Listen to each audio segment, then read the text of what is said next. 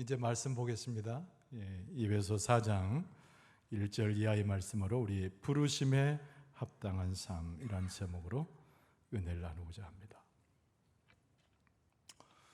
우리가 성경 전체를 뭐라고 표현합니까? 하나님의 말씀이라고 고백을 하죠. 성경은 전체적으로 신구약 합해서 66권으로 이루어져 있습니다. 우리가 외우기 좋게도 구약성경 39권, 신약성경 27권. 요거 잊어먹을 때 흔히 가르쳐준 얘기가 3927 하라 이렇게도 이야기합니다.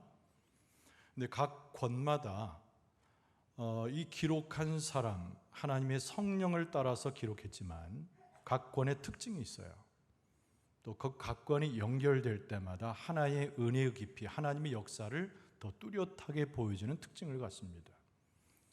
우리가 신약 성경을 펼치게 되면 사복음서를 만납니다. 마태복음에서부터 요한복음까지가 그 복음서죠. 예수 그리스도의 삶의 행적과 가장 중요한 것은 복음을 설명하고 있어요. 근데 초대교회에 있어서 빼놓을 수 없는 복음 전도자가 있습니다. 우리가 잘 아는 대로 사도 바울이죠. 그의 서신은 우리에게 굉장히 깊은 감명을 주고 복음서에 기록된 그리스도의 복음이 무엇인가를 확연히 일러줍니다. 그래서 이 사도 바울의 서신 가운데 로마서와 갈라디아서는 우리가 잘 아는 대로 복음의 정수 이렇게 설명을 합니다. 어떻게 구원을 얻는 것인가, 그리스도의 복음이 무엇인가를 서신을 통해서 하나님의 말씀으로 들려주는 것이죠. 오늘 본문의 말씀을 읽은 에베소서는요, 사도 바울이 에베소 지역에 있는 교회들에게 편지한 내용입니다. 그런데 에베소서의 특징은 뭐냐면 여러 가지 각 권의 특색이 있다고 말씀드린 것처럼 에베소서는 온 우주를 다스리신 하나님과 더불어서 교회는 어떤 것인가 라고 하는 것을 읽어주는 일종의 교회론을 담은 서신이에요. 그래서 에베소서를 읽다 보면 그리스도의 복음을 갖고 그 복음을 전하는 교회가 어떻게 하나님 앞에 또는 세상을 향해서 복음을 증거하는 사명을 갖는가를 뚜렷이 확인하게 됩니다. 그래서 복음서가 귀하고 바울의 여러 서신들이 굉장히 특징이 있지만 에베소서는 그만큼 교회에 무척 유익한 서신이다, 이렇게 우리가 이해할 수 있는 것이죠. 오늘 우리가 4장을 봤어요. 근데 1장에서 3장 내용까지는 그리스도 안에서 일어난 하나님의 구원의 계획과 성취, 이것을 1장에서 3장까지 일러주고요. 이제 4장은 시작되면서 뭘 얘기하냐면 그 구원을 경험한 교회가 또는 교회에 속한 하나님의 백성이 어떻게 하나님 앞에 합당하게 행할 것인가를 권면하는 그런 말씀이 오늘 4장 부분입니다. 사도 바울이 성도들을 많이 가르쳤죠. 우리가 이제 전도 여행길에서 또 이 교회를 개척하면서 계속 끊임없이 가르칩니다. 그 특징이 뭐냐면 세 가지가 있어요. 앞서 말씀드린 대로 가르치는 거죠. 복음을 가르치는 거예요. 두 번째 특징이 뭐냐면 끊임없이 기도해 주는 겁니다. 그리고 세 번째가 하나님의 복음을 일러주고 기도한 바와 같이 권면을 해요. 이렇게 행하라 라는 식의 권면입니다. 그래서 오늘 1절 말씀에 보면 이렇게 표현되어 있습니다. 그러므로 주 안에서 갇힌 내가 너희를 권하노니 너희가 부르심을 받은 일에 합당하게 행하여.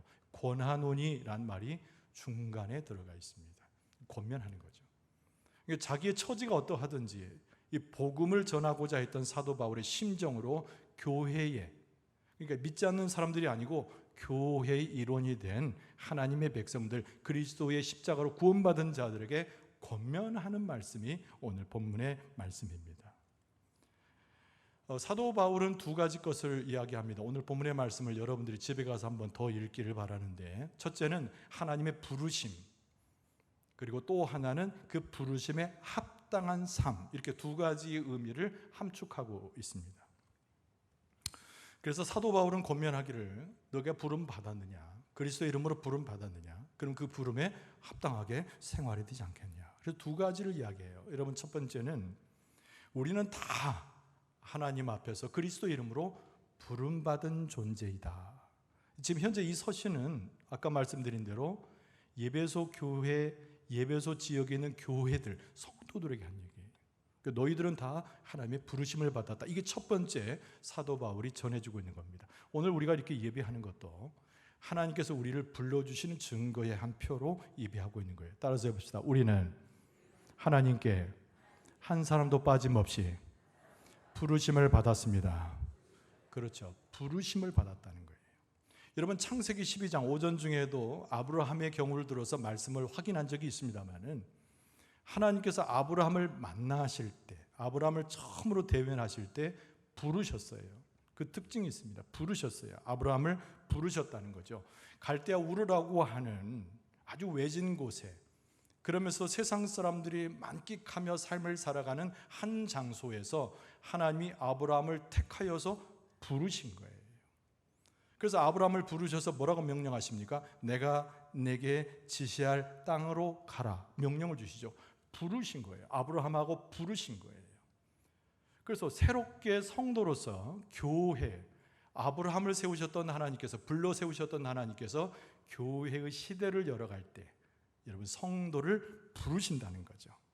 그래서 예배서 1장에 보면은, 오늘은 4장이고 앞에 1장에 보면 4절에 이런 말씀이 있습니다.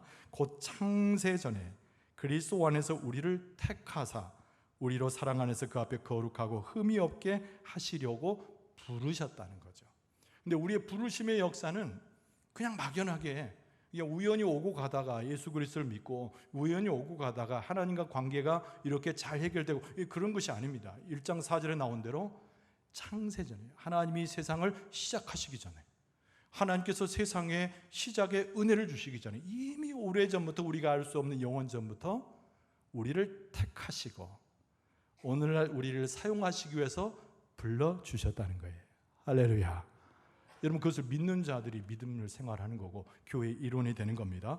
그래서 이 사도 바울의 권면 속에는 첫 번째, 창세전에 마치 아브라함을 부르신 것처럼 이 시대에 우리를 하나님이 부르셨다. 그 다음 두 번째는 뭐냐면, 그러기 때문에 우리는 합당하게 생활해야 된다. 이 표현을 사용하고 있는 것이죠. 그러니까 합당하게 행하여, 오늘 1절 하반절에 나옵니다. 합당하게. 이 합당하다는 건 무슨 말인가? 그런가 보다 이렇게 생각할 수 있는데요. 좋은 말이구나. 그게 넘어가는 것이 아니고, 이 합당하다는 말은 원래 어원적인 의미가 있어요. 여러분, 옛날에는 저울을 많이 사용했습니다. 저울을. 근데 저울의 무게를 어떻게 잴까요? 두 개를 나란히 이렇게 시소 같은 모양 돼 가지고 나란히 두 개의 물건을 올려서 균형을 잡을 때 무게를 계산할 수 있죠. 그러니까 하나는 부르심이고 하나님은 하나님의 사명인데, 부르심과 사명을 균형추로서 맞추는 것, 그걸 합당하다의 어원인 거예요. 그러니까 하나님이 우리를 부르신 것처럼, 아브라함을 쓰시기 위해서 불렀던 그 모양대로 우리 하나님이 우리를 부르신 것처럼 우리가 믿음 안에서, 복음 안에서 행하여지는데, 이것이 균형을 이루어서 우리의 삶 자체 그런 부름에 합당한 삶을 살아라. 이것이 오늘 본문의 말씀의 권면인 것이죠. 여러분은 예배를 드리는 행위도, 여러분의 사는 믿음의 삶도 하나님께서 부르셔서 합당하게 균형 있게 우리의 삶을 인도하시는 하나님의 축복 가운데 살고 계신 줄로 믿습니다. 근데 교회론이라고 그랬어요. 예배소 4장은. 아까 제가 서두에 각 책에 특징이 있지만 예배소서는 교회론이라고 그랬어요. 교회가 뭐 하는 곳인가? 자, 오늘 여러 가지로 설명할 수 있겠죠. 예배소서는. 오늘 본문의 말씀은요, 가장 중요한 하나됨, 교회의 가장 중요한 덕목으로서 하나됨, 이것을 설명하고 있어요.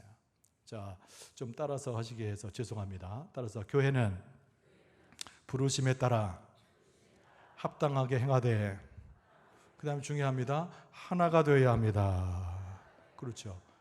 예수 그리스도, 성령, 하나님께서 하나이듯이, 예수님의 제자들이 예수님을 쫓아가는 모습이 한 모습이듯이, 하나님의 우리의 믿음의 선조들이 오직 하나님의 뜻을 따라서 하나가 되어서 그 길로 올곧게 가듯이, 오늘날 교회에 있어서 가장 중요한 것이 하나됨이라는 거예요. 그래서 그 말씀을 오늘 1절에서 4절까지 봤는데 그 전체 내용을 다 포괄하는 것이 하나됨입니다. 하나됨. 그러니까 무조건 하나 돼야 돼요. 그런데 무조건 하나 된다는 것이 육신적으로 되는 것이 아니라 예수님께서 그렇게 말씀하시고 하나님께서 부르신 대로 합당하게 해낼 때 우리가 하나가 되라. 이 3절 말씀의 중반절에 보면 이렇게 되어 있습니다.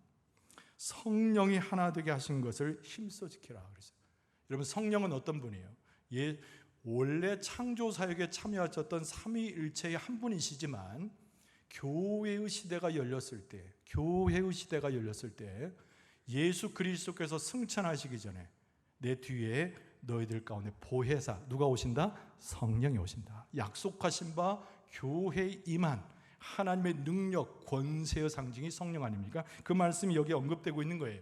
3절에 보니까 성령이 하나 되게 하신 것을 힘써 지키라. 4절에 몸도 하나요 성령도 한 분이시니 이와 같이 너희가 부르심의 한 소망 안에서 부르심을 받았느니라. 할렐루야. 이 말씀이 이렇게 읽을 때 아멘으로 크게 하시기 바랍니다. 할렐루야.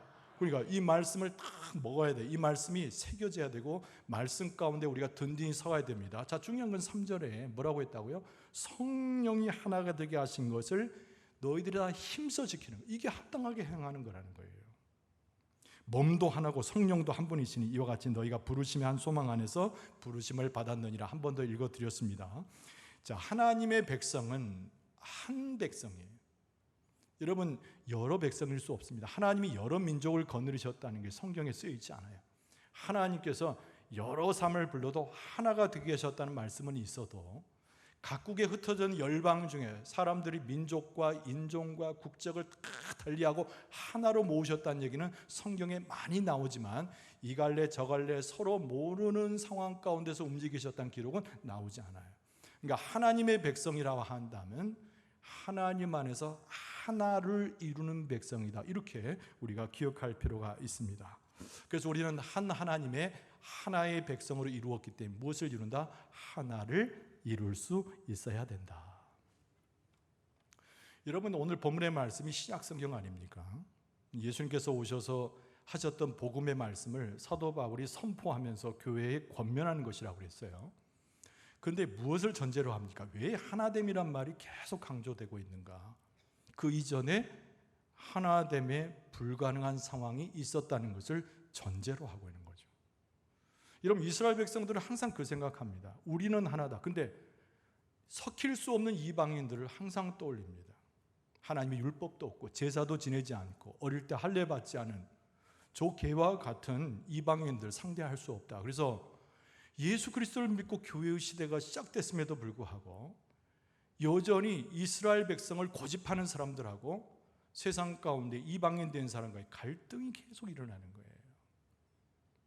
그러니까 이방인과 이스라엘 사람은 선천적으로 하나님의 부르심의 경우가 다르기 때문에 하나가 될 수 없다는 뜻입니다.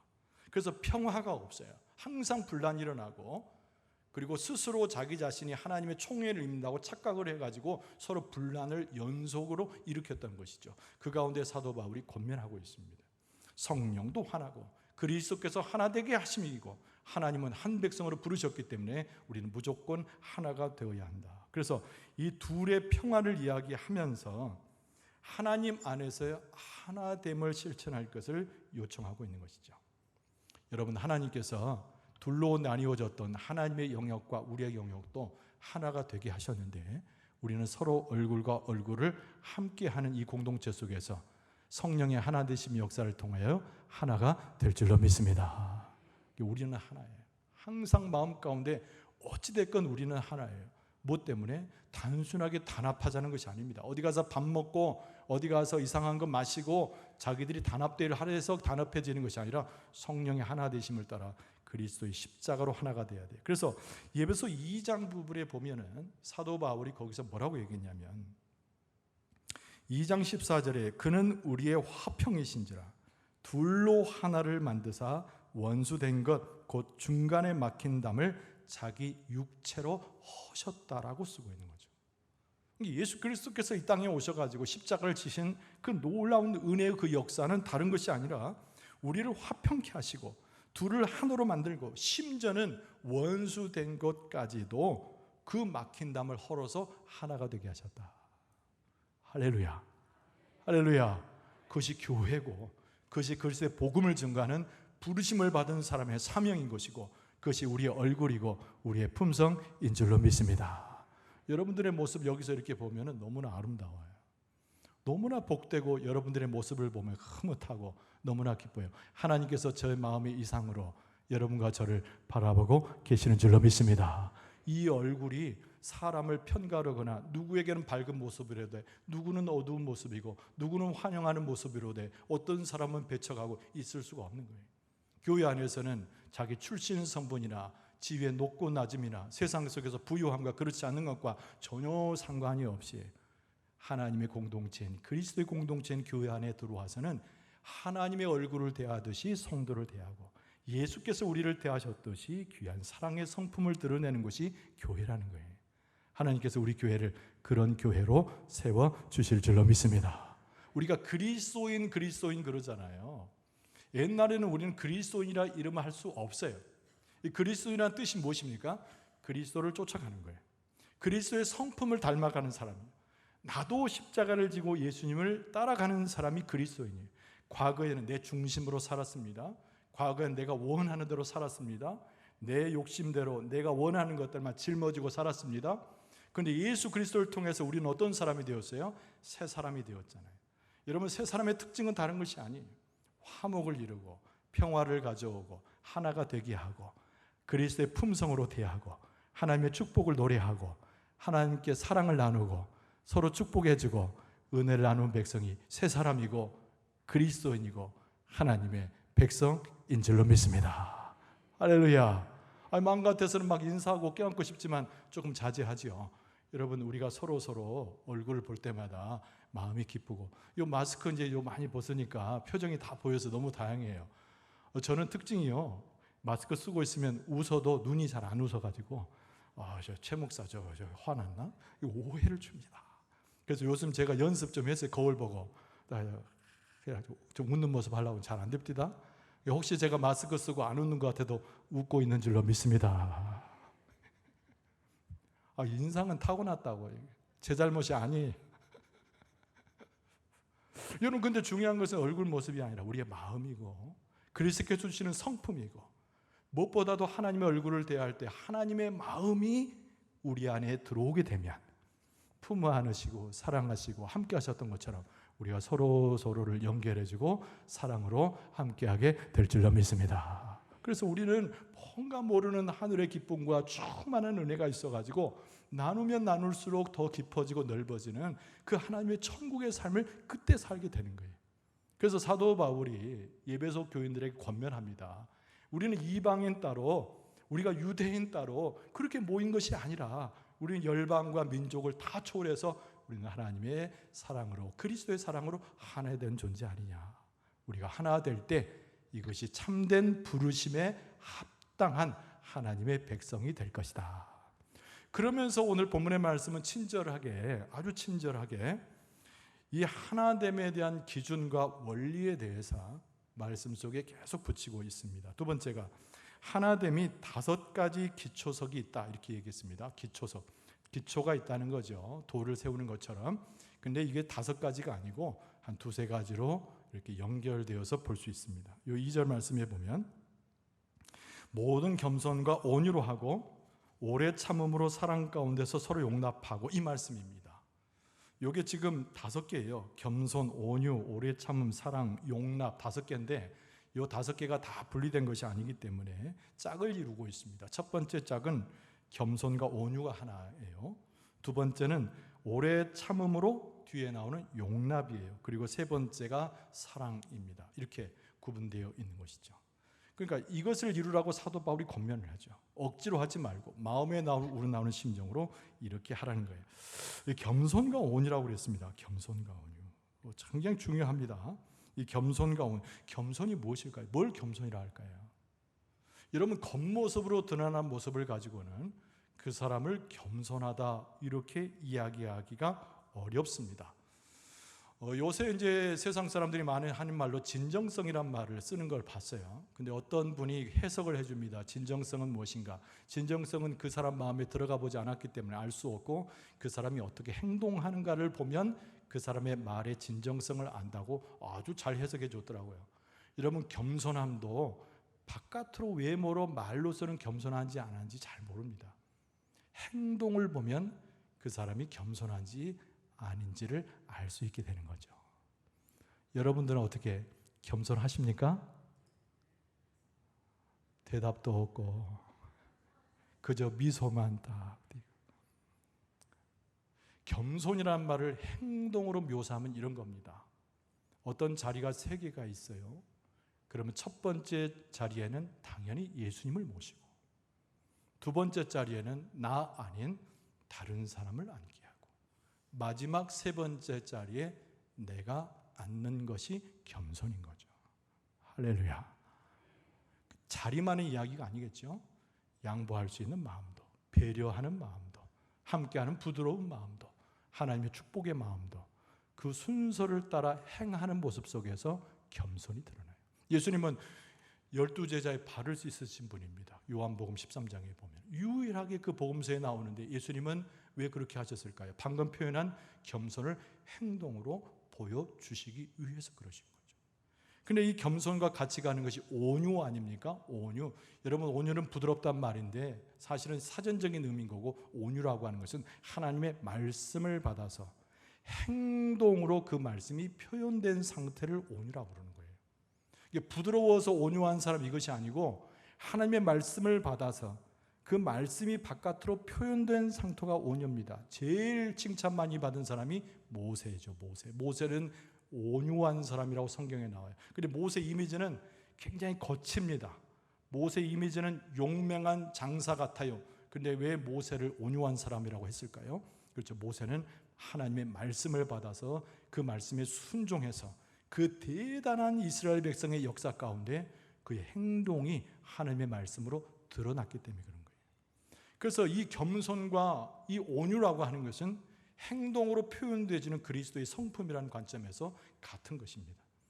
여러분, 하나님께서 우리 교회를 그렇게 삼아주실 때 세상에 있는 사람들도 우리 교회의 모습을 보고 저 교회는 참 겸손한 교회요, 저 교회는 온유한 교회요, 저 모습을 보니 하나님의 얼굴을 보는 것 같아, 이렇게 인정받는 교회가 될 줄로 믿습니다. 여러분, 두 번째로 볼 수 있는 특징이 뭐라고요? 오래 참음으로 그 다음에 넘어가서 용납하는 것이죠. 여러분, 오래 참는다는 이 오래란 표현만큼 이 참고 인내하는 것처럼 오래 걸리는 품성이 없어요. 이 단번에 되는 것이 아닙니다. 저도 가만히 보면 성질이 굉장히 급한 사람이에요. 제가, 여러분 잘 모르시죠? 제가 성질이 엄청 급한 사람. 제가 성씨가 뭡니까? 최씨, 다 아시네. 최씨는 제가 뭘 썼습니까? 얼굴에 안경을 썼지. 이 안경 쓴 사람이 성질 급하다고 그러더라고요. 제가 어디 출신입니까? 우리끼리 이야기지만 광주, 전라도 출신.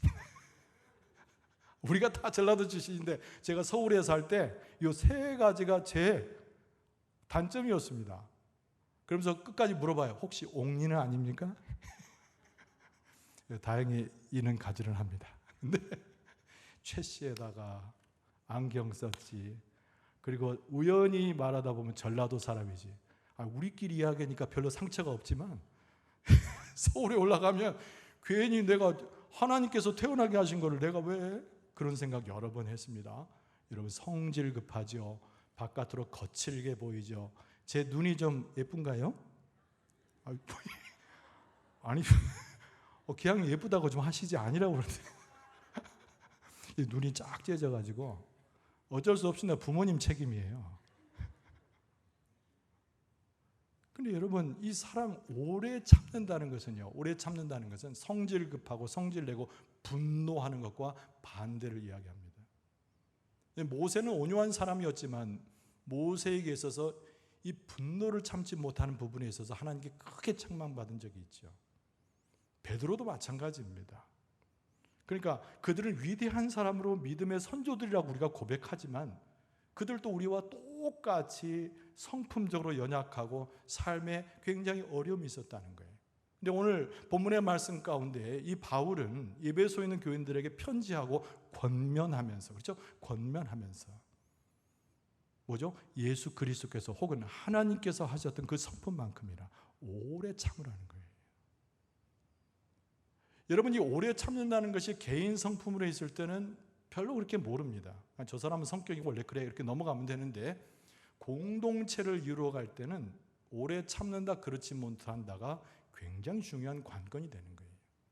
공동체는 최소한 두 사람 이상이 모인 모임체를 공동체라고 그럽니다. 근데 서로 참아내지 못하잖아요. 자기가 원하는 대로 혈기를 내고 분노하게 되잖아요. 공동체가 무너지는 거예요. 그래서 최소한 두세 사람 이상 모인 그곳에는 예수께서 함께 하셔서 우리를 절제시키는 것인데 오래 참도록 인내하도록 우리를 이끌어 가시는 거예요. 마치 예수님께서 우리를 기다리시고 우리를 책망할 수 있음에도 불구하고 우리를 위로하시고 우리를 죽일 수 있었음에도 불구하고 하나님께서 십자가의 은혜로 우리를 구원시킨 것처럼 오래 참으시는 거죠. 그래서 상대방의 흠이 있고 상대방의 부족함이 있고 내가 기분 나쁘고 내 마음이 상해도 오래 참는 그리스도의 성품을 가지라고 사도 바울이 권면합니다. 자녀를 양육할 때도 마찬가지겠죠. 모든 일에 인내하는 거예요. 그래서 디모데전서 1장 16절에도 사도 바울이 오래 참는 인내가 얼마나 중요하면 그 서신에서도 강조합니다. 그러나 내가 긍휼을 입은 까닭은 디모데전서 1장 16절에 그러나 내가 긍휼을 입은 까닭은 예수 그리스도께서 내게 먼저 일체 오래 참으심을 보이사 후에 주를 믿어 영생 얻는 자들에게 본이 되게 하려 하심이라. 예수님께서 우리로 하여금 본이 되게 하시려고 예수님께서 일체 오래 참으심을 우리에게 보이셨다는 거예요. 우리가 서로 여러분과 저에 대해서도 저도 여러분에 대해서 오래 참는 인내로 서로를 위해서 기도해 주는 그런 관계가 될 수 있기를 바랍니다. 근데 제일 중요한 성품이 뭐예요? 빼놓을 수 없는 건 사랑이라는 성품이죠. 모든 성경에 사랑이라는 말, 특히 신약 성경에는 많이 나옵니다. 그런데 이 사랑은 여기서 우리가 하나 기억해야 됩니다. 사도 바울이 아까 방금 제가 읽어드린 디모데전서 나온 대로 예수님께서 먼저 하셨다는 것처럼 이 사랑은 우리가 행한 것이 아니에요. 예수님께서 먼저 우리에게 보이신 것이 지극하신 사랑인 줄로 믿습니다. 예수님께서 먼저 행하셨기 때문에 예수님의 이름으로 부름받은 우리는 합당하게 행할 때 예수님께서 그렇게 하셨으니까 우리들도 예수님을 좇아서 사랑하는 게 당연한 거예요. 나는 미움이 생기는데요, 저 사람에 대해서 원수같이 여기는데요, 여러분 그것을 책망할 길이 없습니다. 왜냐하면 누구든지 다 그런 마음을 갖고 그런 경험을 하니까요. 그러나 하나님이 나를 부르셨다는 확신 속에서 그 부르심에 합당하게 균형추를 이룬다고 할 때는 예수께서 그렇게 행하셨던 것처럼, 예수께서 우리를 사랑하셨던 것처럼, 십자가에서 죽으시기까지 우리를 위해서 사랑하신 것처럼 우리도 예수님을 따라서 서로 사랑하는 것이 마땅한 것이라는 거예요. 그래서 요한일서 4장 19절에 보면 이 사랑을 노래한 사도 요한이 이렇게 기록했습니다. 우리가 사랑함은 그가 먼저 우리를 사랑하셨습니다. 할렐루야. 그러니까 깊이 나의 부르심에 대해서 하나님께 기도하고 주 앞에 서 있으면서 확신이 필요한 거예요. 나의 부르심을 깊게 깨닫고 부르심에 대한 감사와 그 은혜가 넘쳐나면 우리의 마음 가운데 무엇을 일러주는가? 하나님이 나를 사랑하셨구나 하는 것을 깨닫게 되는 거예요. 나를 먼저 사랑하셨구나. 내가 주를 사랑한 것이 아니라, 내가 하나님을 사랑한 것이 아니라, 내가 성도를 사랑한 것이 아니라 나를 먼저 사랑해 주셨구나. 그래서 그 사랑이 용솟음쳐 오르면서 예수께서 먼저 사랑하셨던 것처럼 내가 먼저 손 내밀어주고 내가 형제에게 그 사랑을 전달해주는 그 합당하게 생활하는 그리스도인의 삶을 살아가게 된다는 거예요. 여러분, 우리는 만날 때마다, 생활에서 어울릴 때마다 누가 먼저 하는 것이 아니라 내가 먼저 사랑의 손을 내밀고 사랑을 베풀고 사랑의 고백을 하고 사랑으로 기도해주고 사랑으로 껴안아주고 사랑으로 위로해주고 사랑으로 함께 가게 될 줄로 믿습니다. 그래서 예수님께서 나를 먼저 사랑하셨구나. 부르심에 합당한 삶을 살기 위해서 그것을 깊이 깨닫는 우리의 지혜와 우리의 믿음의 고백이 필요하다. 말씀을 좀 정리할게요. 여러분, 오늘 본문의 말씀에 사도 바울이 무엇을 강조했느냐면 하나님이 우리를 부르셨다는 거죠. 굉장히 중요합니다. 믿습니까? 믿습니까? 내가 우연히 믿음의 사람이 되고 교회 안에 등록하고 내가 누구를 만났기 때문에 주일날이면 얼굴 보고 좋고 이런 정도가 아니에요. 여러분, 그것도 훌륭한 겁니다. 자기 인식을 하는 거니까. 그러나 여러분, 가장 근원적으로 성경은 우리에게 가르쳐 주기를 우리는 하나님의 부르심을 받았기 때문에 하나님의 백성이 되고 교회의 일원이 되었다고 가르쳐 주고 있어요. 그러면 우리는 합당하게 그 안에서 행해야 됩니다. 오늘 사도 바울은 무엇을 말합니까? 성령이 하나고 그리스도께서 그렇게 가르치신 것처럼 우리는 하나가 되어야 된다. 근데 그 하나를 이루는 데는 이런 걸 행하고 저런 걸 행하고 윤리 도덕으로 가르치는 것이 아니고 예수께서 행하셨던 대로 우리도 그 은혜를 따라 그 성품으로 하나님을 섬기듯 형제를 섬기고 사랑하라. 이렇게 말씀하고 있어요. 그런 은혜가 우리 가운데 충만할 줄로 믿습니다. 겸손하게 되고 온유하고 오래 참고 용납하고 또 하나님의 사람으로서 서로를 사랑하는 교회로 섬기게 될 줄로 믿습니다. 우리 사랑하는 성도 여러분, 우리는 하나님께 부름받는 존재다. 오늘 또 한번 집에 가셔서 예배소설을 읽어보시고 또 요한 1, 2, 3서를 읽어보시고 복음서를 보시면서 주님께서 얼마나 내게 사랑 베푸셨는가를 깨닫는 것은 굉장히 중요한 은혜가 됩니다. 그 말씀 가운데서 주께서 가르쳐 주시는 길로 걸어가고 교회를 세우는 것으로 충성하고 하나님께 영광을 돌리는 여러분과 저의 모습 될 수 있기를 주의 이름으로 축원합니다.